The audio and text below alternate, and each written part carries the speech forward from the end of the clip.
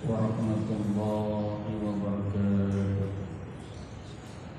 Alhamdulillahi rabbil alamin wa bihi nasta'inu ala umuri dunya wa din. Wassalatu wassalamu ala asyrafil anbiya wal mursalin wa ala alihi wa sahbihi ajma'in. La ilaha illallah al-azimul halim. La ilaha illallah al-arsyil azim. La ilaha rabbus samawati wal ardi karim. A'udzu bikalimatil tammati min syarri ma khalaq. Bismillahirrahmanirrahim. La yadurru ma'a ismihi syai'un fil ardi wa la fis samawati wa huwal 'alim. Bismillahirrahmanirrahim. Allahumma shalli 'ala sayyidina Muhammad. Ihwabillah jamaah salatu Allah subhanahu wa ta'ala. Alhamdulillah pada siang kali ini Allah memberikan kita kesehatan dan kekuatan bersama-sama melaksanakan salat subuh berjamaah, dan insyaallah ini akan di antara kita mudah-mudahan menambah daripada ajaran dari Allah subhanahu wa ta'ala. Salawat dan salam semoga terlimpah kepada Rasulullah Muhammad sallallahu alaihi wasallam, pada keluarganya, para sahabat, para tabi'in, para ulama dan sebagai umatnya yang senantiasa istiqamah menjalankan ajaran dan sunnah dari Allah Rabbul Alamin. Jamaah rahimahumullah, melanjutkan dari kitab Nashul Ibad. Sayyidina Ali berkata dalam sebuah maqalahnya, qala Aliun karramallahu wajhah. Jadi kalau Sayyidina dulu punya namanya karramallahu wajhah. Apa kata beliau? Ada nikmat yang 6 macam yang mesti sama-sama kita syukuri. Yang pertama adalah al-Islam. Kita disebut sebagai umat di akhir zaman ini yang memeluk agama Islam. Dan ini adalah nikmat terbesar dari Allah Subhanahu wa ta'ala, bahwa kita dimasukkan dan ditakdirkan sebagai hamba-hamba yang beragama Islam.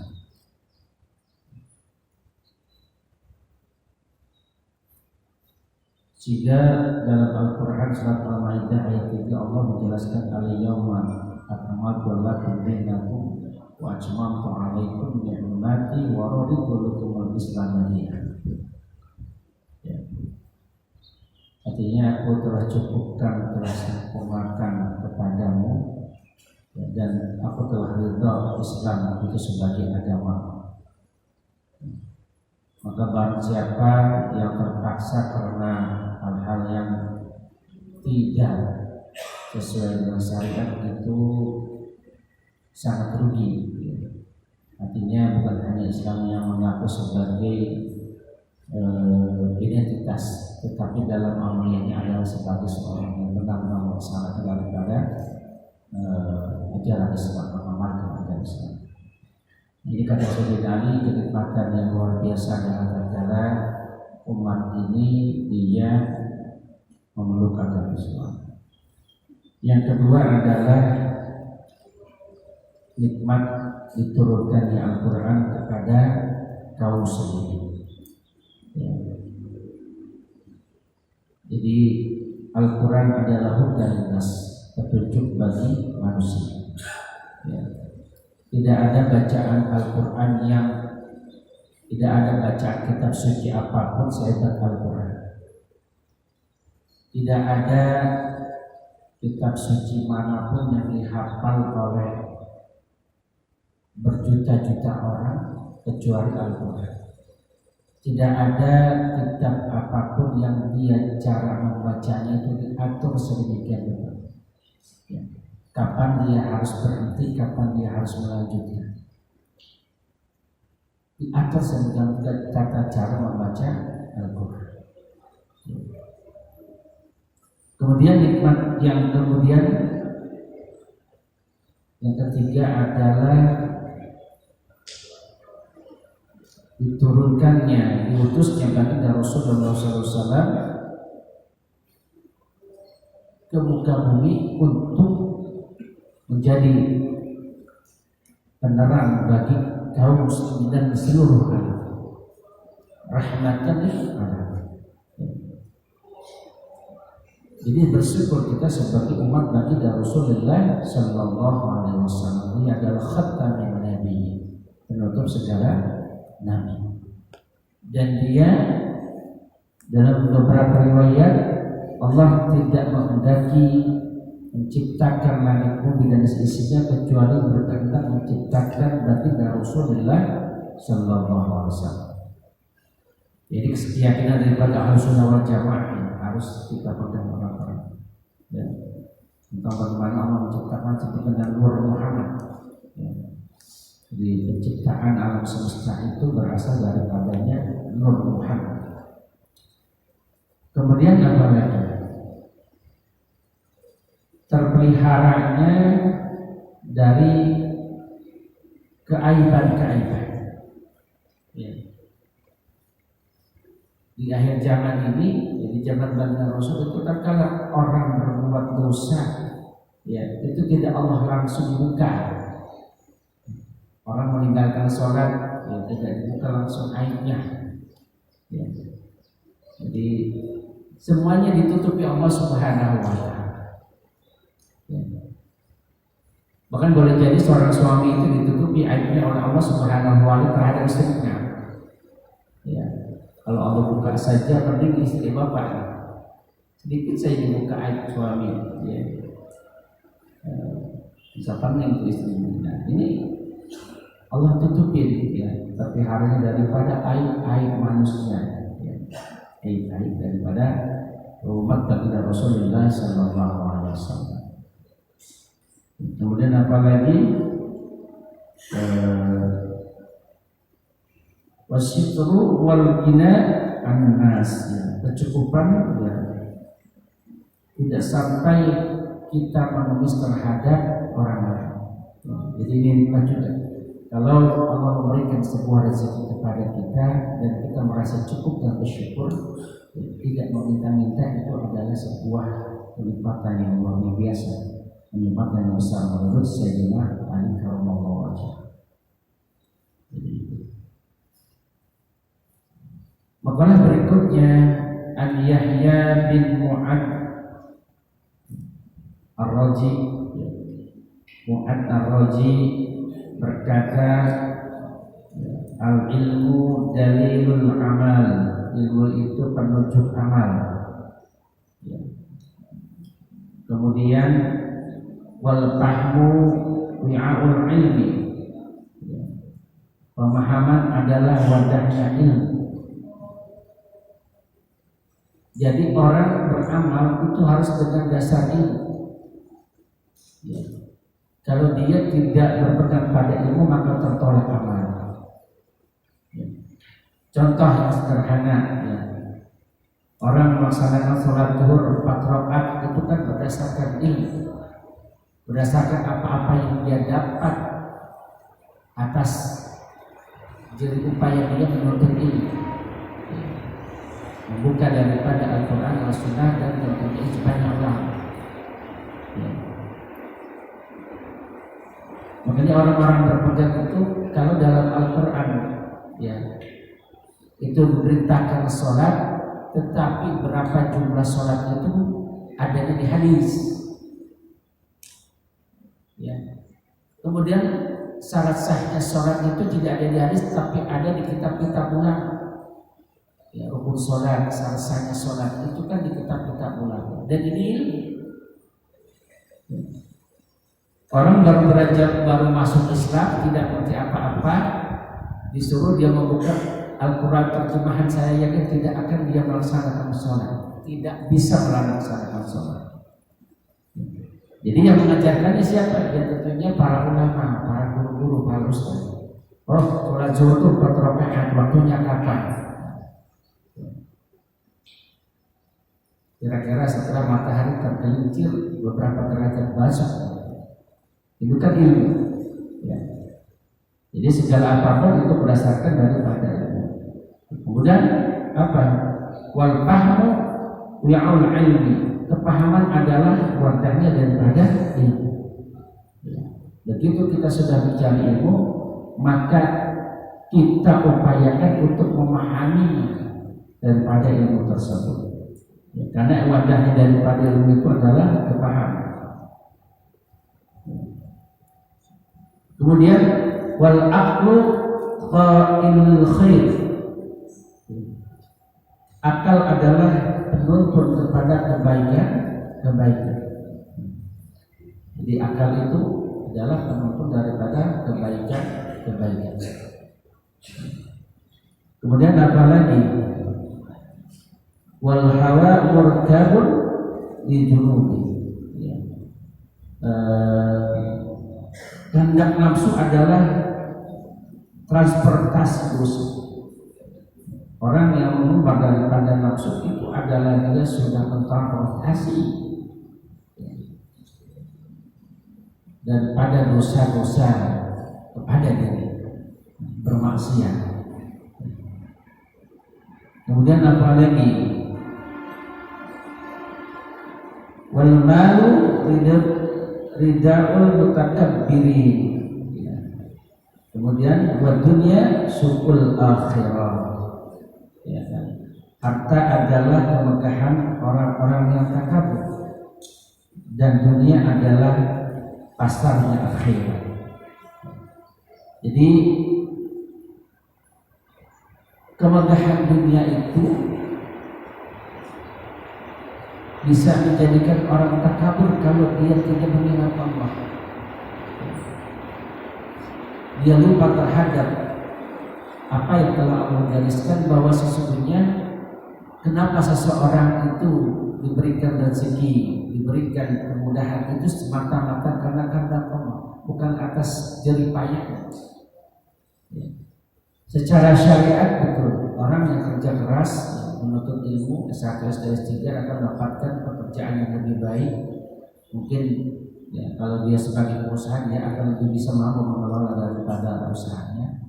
Tetapi itu tidak terlepas daripada kudrat dan daruratnya Allah Subhanahu wa Ta'ala.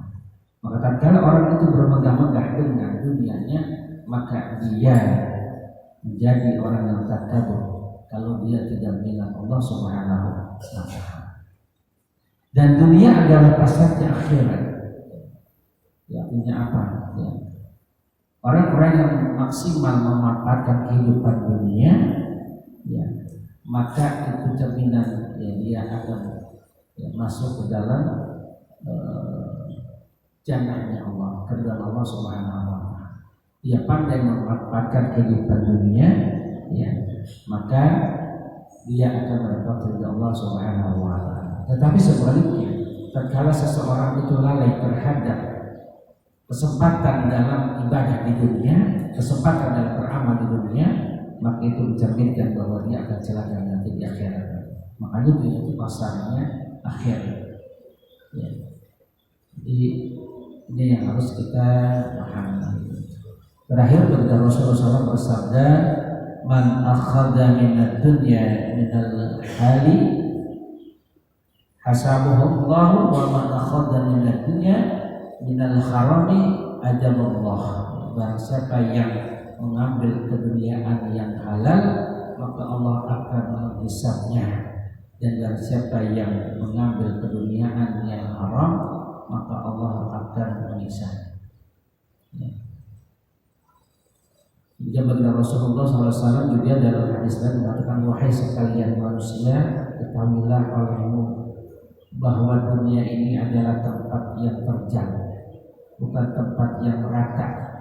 Dunia ini tempat susah, bukan untuk tempat bersenang-senang. Ya, lagi asik-asik kita tidur, pulang jam 12 malam, jam 1 malam langsung tidur. 4 lewat dapat sekarang sudah masuk waktu subuh. Istirahat sebentar. Badan masih lemah, masih ngantuk. Ya.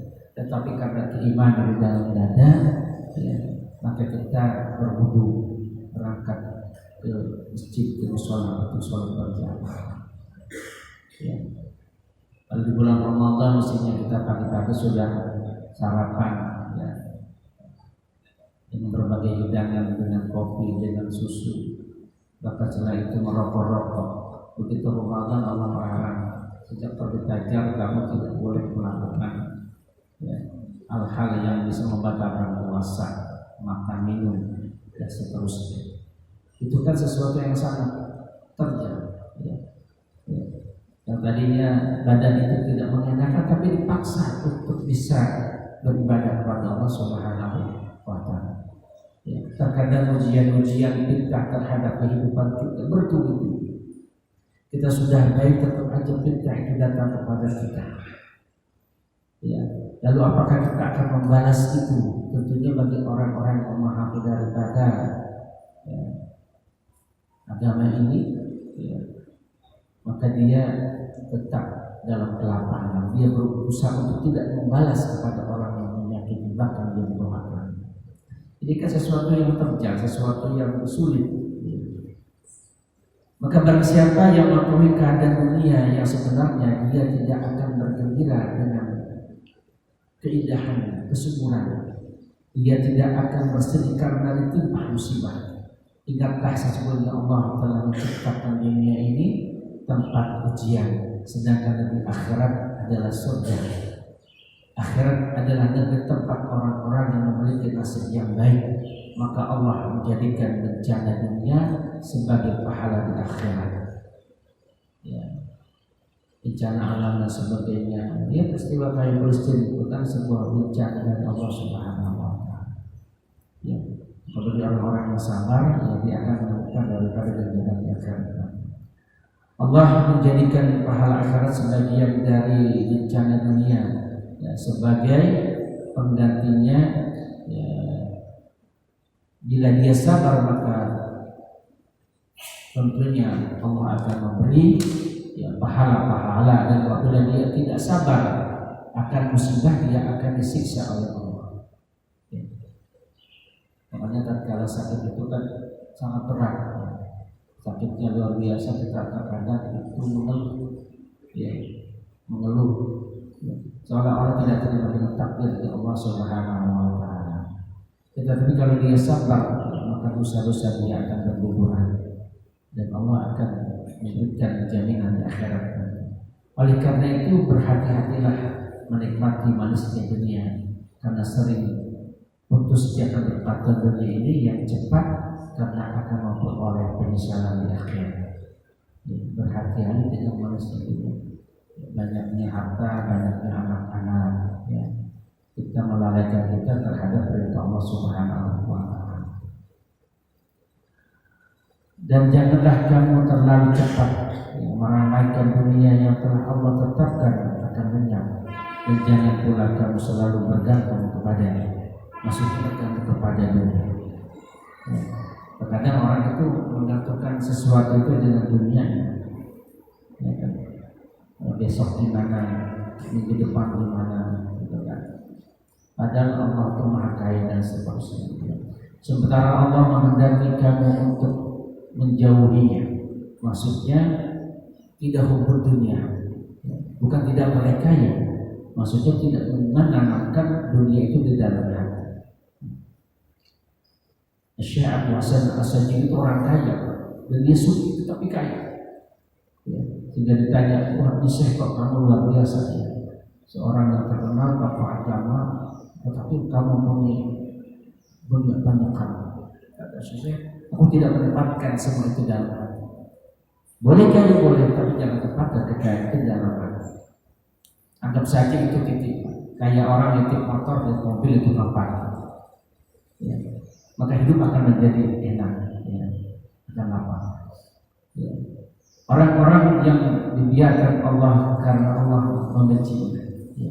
Sedangkan kamu termasuk orang-orang yang berhak untuk menerima siksaan. Jadi ya, orang-orang yang dibiarkan Allah, ya, karena kedurhakaannya, karena kelalaian, kemaksiatan, ya, dan dia akan menerima balasan di akhirat.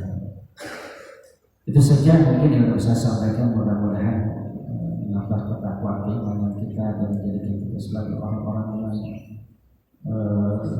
senantiasa ulul albab berpikir tentang kehidupan ini, kemudian ikhlas dalam beribadah kepada Allah Subhanahu wa taala. Alam yakun ladzina amanu an ta'sha qulubuhum li dzikrillah wa ma nazala minal haqq. Kata Allah, wahai orang-orang beriman, kapan hatimu akan ikhlas dalam beribadah kepada, tidak karena sesuatu, tidak karena hal-hal yang mengganggu kehidupan dalam dirinya, hatimu tetap terus kepada ikhlas. Kepada Tuhan Subhanahu